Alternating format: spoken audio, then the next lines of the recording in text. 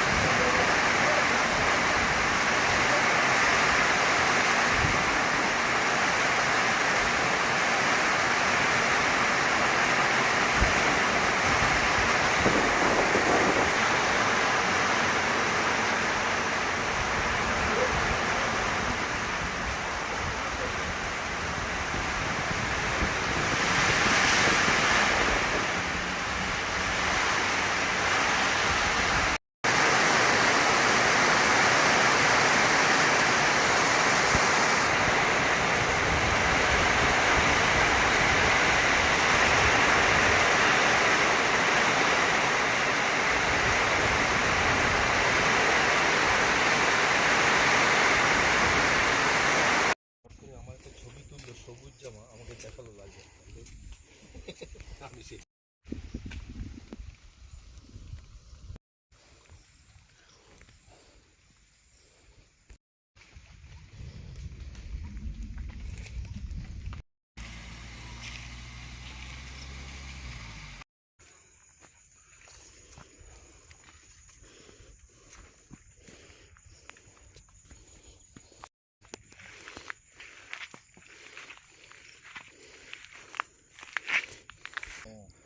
তপনটা শুধু মাছের আওয়াজ পায়।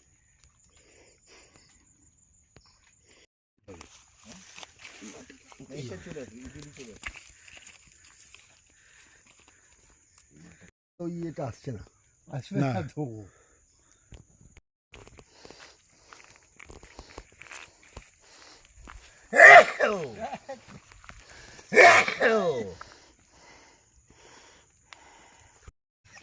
আগে উপরে তুলি ফেলবো, আগে তারপর তো আপনাকে ফেলবো।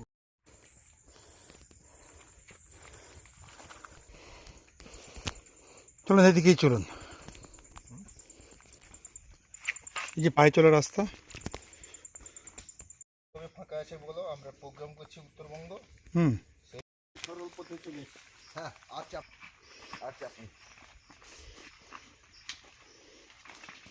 আচ্ছা আপনি আর তুই ডেঞ্জার এলাকায় ঘুরছে, বর্ডার এলাকায় আছে কোনটা ঝাড়খণ্ড লুঙ্গি বর্ডার এলাকায় আছে কিন্তু।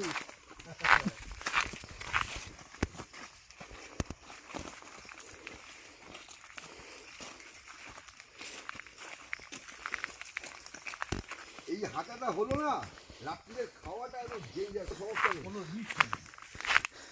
তোমার এক সময় ঢেকুরে ওঠেনি। হ্যাঁ সূর্যের ভোল হবেই। এই তো সোজা একদম একদম। বেশি লেপটি একটু মহা বন্ধ থাকতে হবে।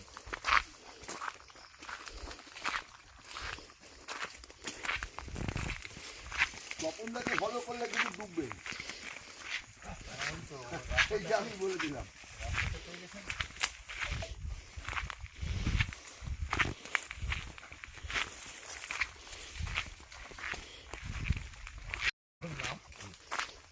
আমার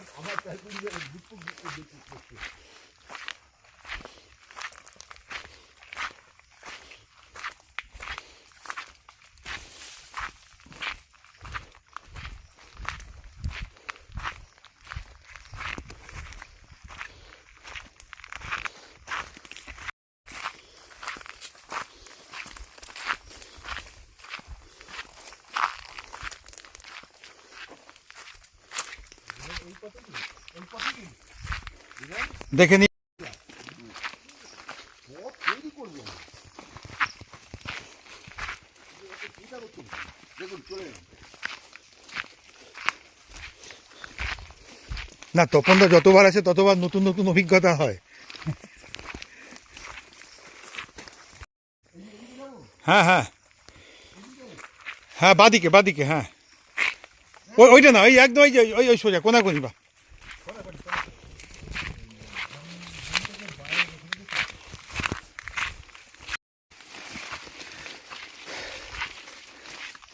চার বৃদ্ধ চলেছেন অমৃত কুম্ভের সন্ধানে। দিক দিয়ে এই ছোট্ট ছোট্ট পায়ে চলতে চলতে ঠিক পৌঁছে যাবে।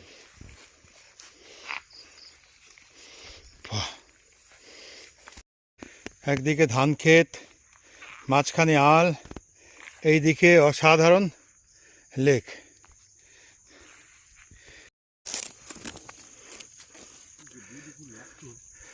ঠিক এই সিনটা মনে হচ্ছে কলমকাঠির সিন। আবার জুতো পরা যাবে। যা পড়লাম।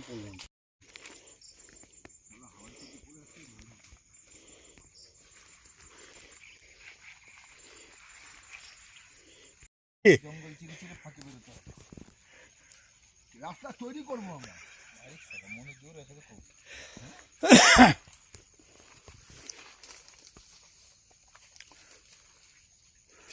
যেখানে সব শেষ সেখান থেকেই তো আবার শুরু।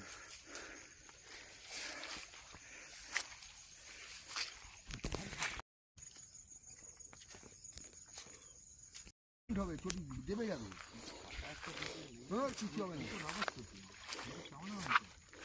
আরে রাবার ঠিক করে যাবে তো, ফট করে কেটে যাবে।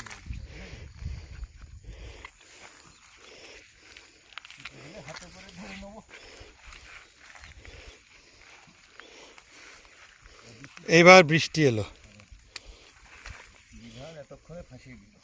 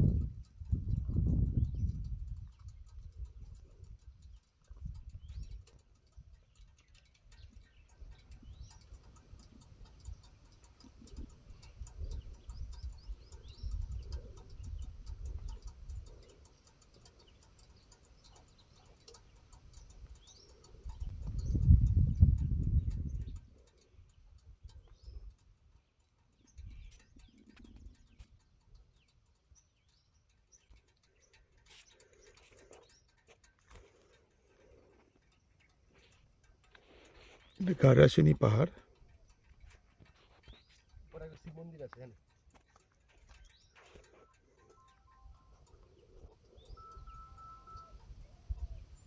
হ্যালো, বলো। হ্যাঁ, অনেকক্ষণ। গাড্রাসিনী পাহাড়। ওই অল্প অল্প ফুটেছে, অল্প অল্প গন্ধ ছড়াচ্ছে। আচ্ছা, এইটা কি আছে? ওই যে জোর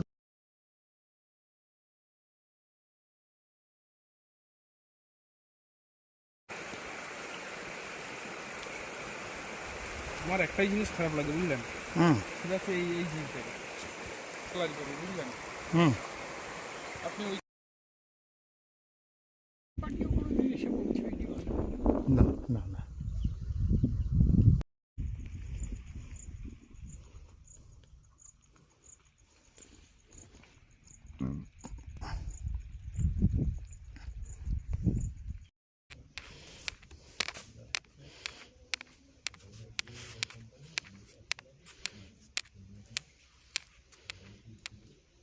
যত লোক বসে আছে, বিধান যত লোক আমরা এখানে বসে আছি, এদেরকে কুত্তার গল্প শুনিয়েছি। তপন চক্রবর্তী প্রত্যেকটা মানুষকে 4 বার কিনতে পারে, 4 বার বেশি। ব্যাস, ওকে। প্রত্যেকটা মানুষ।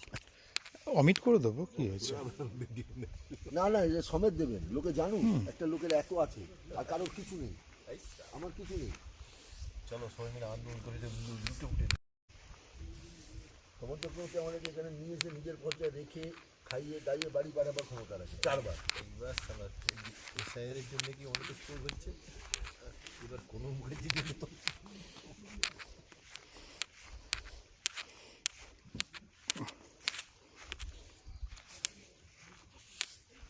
সবাই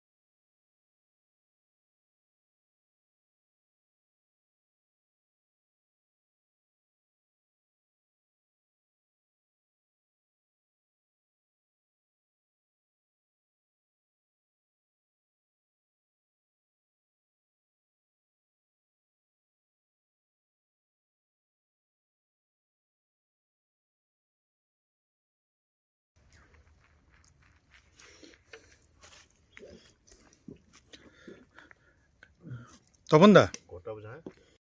একদম ওরা বলেছিল চুলের সেতুটা পেরোলেই মস্ত একটা পুরস্কার দেবে। ওরা বলেছিল চুলের সেতুটা পেরোলেই মস্ত একটা পুরস্কার দেবে। আমি মন প্রাণ সপে বুকের হৃৎপিণ্ডটা উপড়ে সেতুটা পেরোলাম। ওরা পুরস্কার দেবে তৈরি। আমি বললাম আমার হৃৎপিণ্ডটা ফিরিয়ে দাও। স্টপ।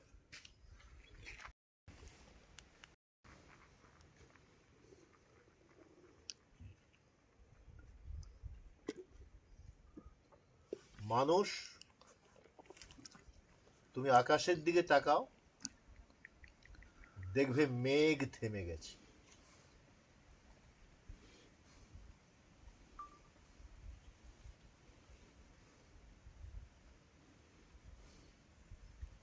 মানুষ,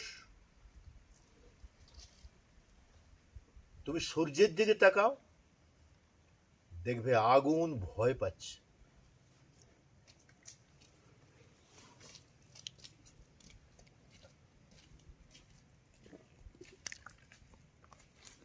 মানুষ, তুমি মানুষের দিকে তাকাও, দেখবে আবার সবকিছুই নূতন করে সৃষ্টি হয়েছে। স্টপ। শতাব্দীর দেওয়ালে আটা জীর্ণ বৃদ্ধা ক্যালেন্ডারের শেষ পাতাখানা তোরা ছিঁড়ে দে। রাত্রির আকাশে রাখা অকেজ ঘড়ির কালো পেন্ডুলাম তোরা ভেঙে দে। সময়ের দেওয়াল পঞ্জিতে মাঝে মাঝে লাল ঘরগুলো উৎসব ও ছুটির দিন। তোরা প্রতিজ্ঞা কর আগামী সব কটি দিন ওদের ছুটি থাকবে।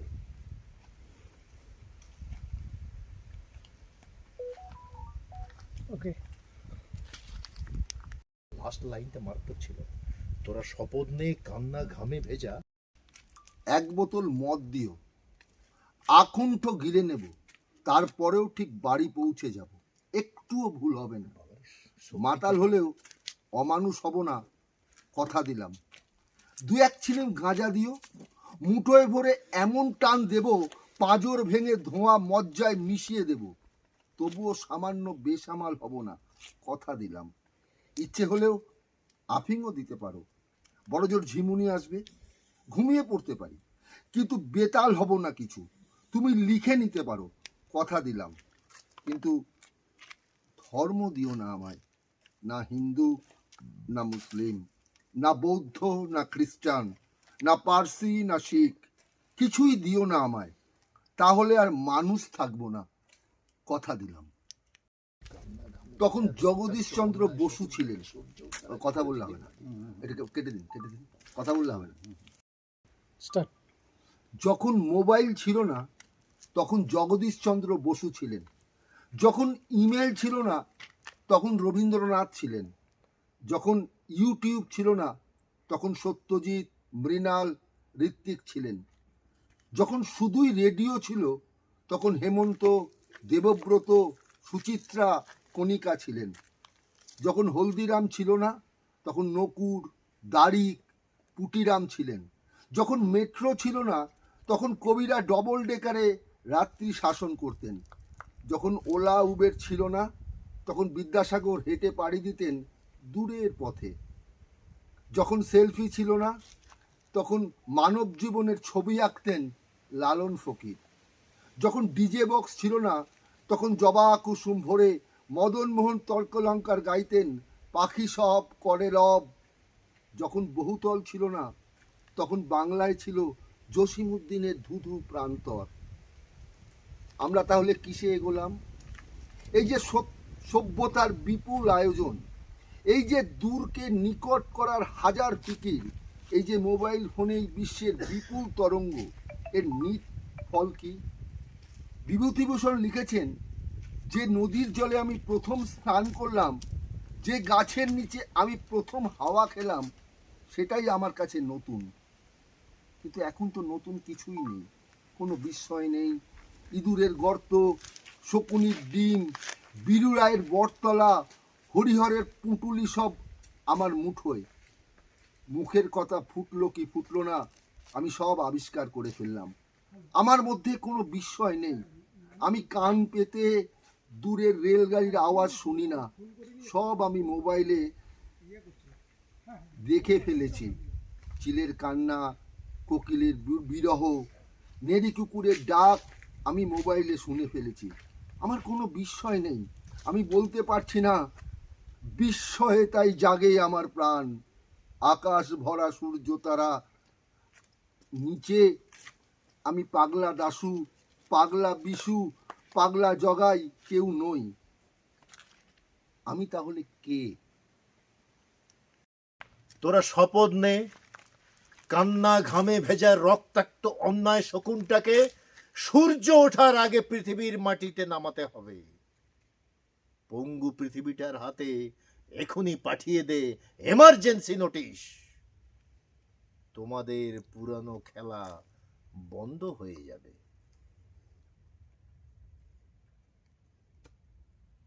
আচ্ছা, লাস্টে আমি একটা বলে দিই। ঠিক আছে।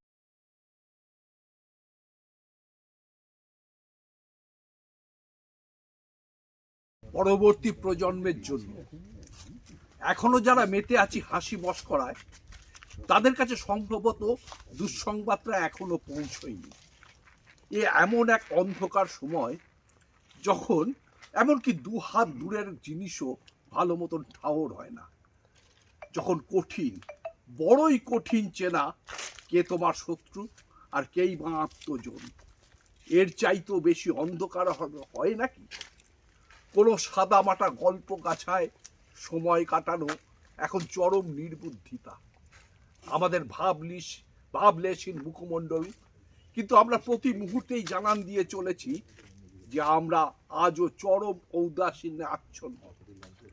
এখনো যারা মেতে আছি হাসি মশকরায়, তাদের কাছে সম্ভবত দুঃসংবাদটা এখনো পৌঁছয়নি।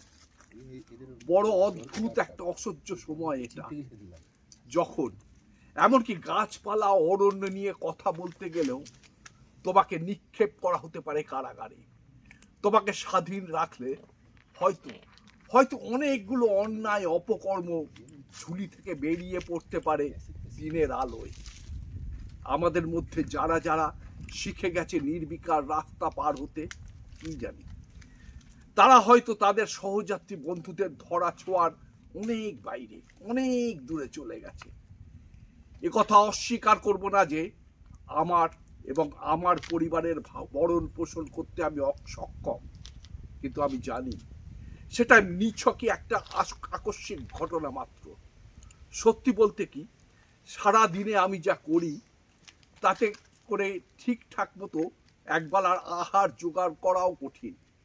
কোনো ক্রমে ছাড় পেয়ে গেছি আমি। আজ যদি ভাগ্য মুখ ফিরিয়ে নেয় তো আমি শেষ। আমাকে বলে খাও দাও ফুর্তি করো, যা পেয়েছো তাই কি যথেষ্ট নয়? কিন্তু আপনারাই বলুন, কি করে পারবো দুবেলা গান্ডে পিণ্ডে গিলতে যখন চোখের সামনে আমারই মতো আরো হাজারো মানুষ অভুক্ত থাকে?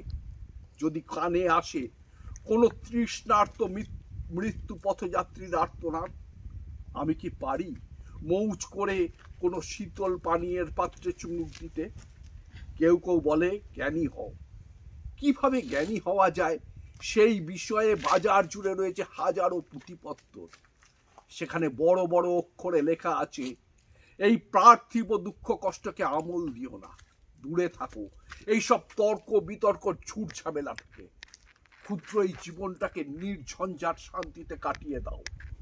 কেউ যদি থাপ্পড় মারে তোমার এক গালে, তো তার দিকে বাড়িয়ে দাও তোমার অন্য গাল। ভোগ নয়, ত্যাগের জীবন বেছে দাও। কিন্তু এই সব উপদেশ আর পরামর্শের কোনোটাই আমি মেনে নিতে পারিনি। বড় অন্ধকার, ভয়ঙ্কর অন্ধকার এই সময়। এখনো যারা মেতে আছো হাসি মস্করায়, তাদের কাছে সম্ভবত দুঃসংবাদটা এখনো পৌঁছয়নি। ছায়া, মসজিদের গায়ে লেখা আছে সমস্ত ধর্ম সমান। মন্দিরের গায়ে লেখা আছে যত মত তত পথ। গির্জা বলেছে ক্ষমা করে দাও সকলকে। ধর্ম বলেছে ভালোবাসো, সহিষ্ণু হও। তবুও পৃথিবীতে ধর্মের নামে হানাহানি আর থামেই না। মাঝে মাঝে ধর্মকে মনে হয় ঠিক দুপুর 12টার রোদ্দুরের সঙ্গে লড়াই করতে থাকা গাছ। চেষ্টা করছে প্রাণপণ, কিন্তু ছায়া দিতে পারছে না।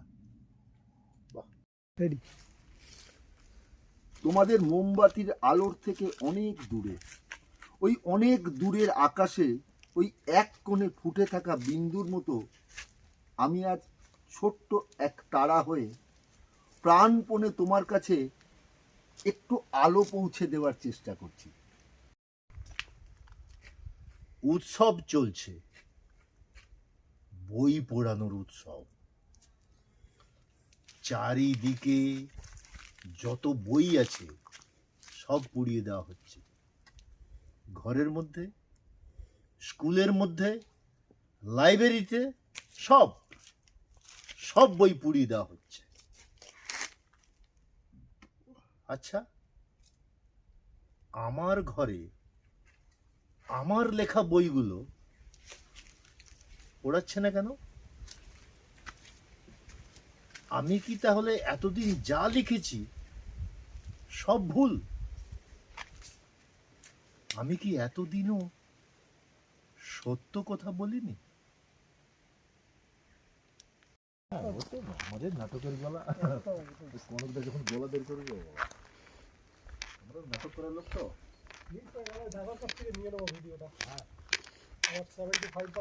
পানির বোতল নিয়ে শুয়ে আছে, ওটাকে আমি রেখে দিয়েছি। এই, হ্যাঁ বলুন। আমাদের বুড়ো কি বলছে জানো? বলছে আরেকটা হলে ভালো হতো। হ্যাঁ, না, অল্পে আমেজ এসছে তো। নাহলে হ্যাঁ, অনেক দিন বাদে মিথ্যা, তাই অনেক না, কয়েক বছর বাদে, সবসময় অল্প ভালো। কয়েক বছর বাদে। বিয়ের একটা সুবিধা কি, ফট করে ধরে ফট করে পালিয়ে যায়। এই জন্য ফট করে বিয়ে করে। আমাকে মদ দাও, কথা দিচ্ছি মাতাল হবো। বাড়ি করছি জীবনে মদ খেলো না, ধর্ম দিও, তাহলে মানুষ কথা। সেরা আপনার লাইনটা সেরা।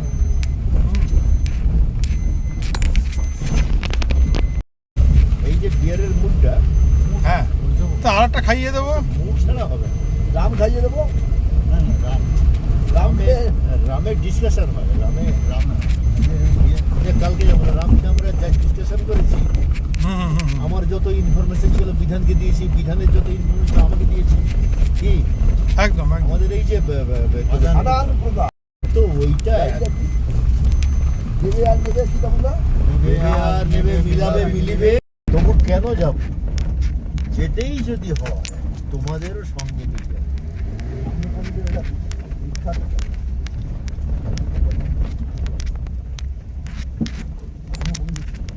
পৌলমী বসু একটা লেখা পড়ছিল। একদিন রাত্রি 12টার সময় দরজায় থাকবা, একটা বুড়ো মতো লোক এলো। আমি দরজা খুললাম, সৌমিত্র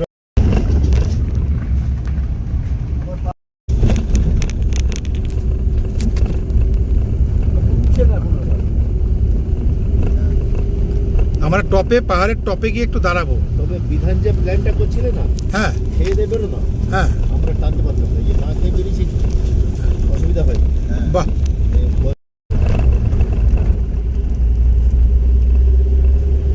আপনারা যদি মনে করেন না বলুনদা খুব দেরি হচ্ছে, খড়গপুরে নামবো, ওখানে রেল ক্যান্টিনে খেয়ে দিয়ে আরামসে আপনি খড়গপুর লোকাল ধরে বেরিয়ে যাবেন। আবার ওকে আবার টাইমটা দেবেন কিরকম করে, এটা সমস্যা হয়ে যায়।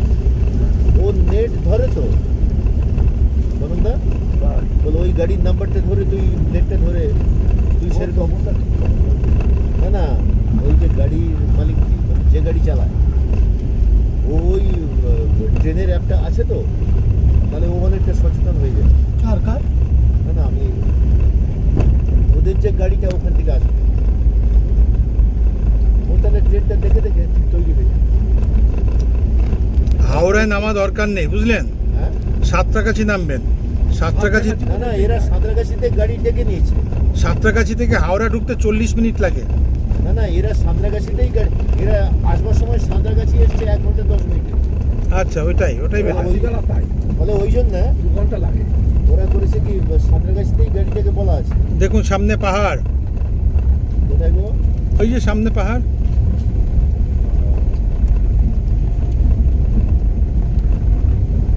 যে আমার পাহাড় উঠছি দেখুন, একদম নির্জন রাস্তা।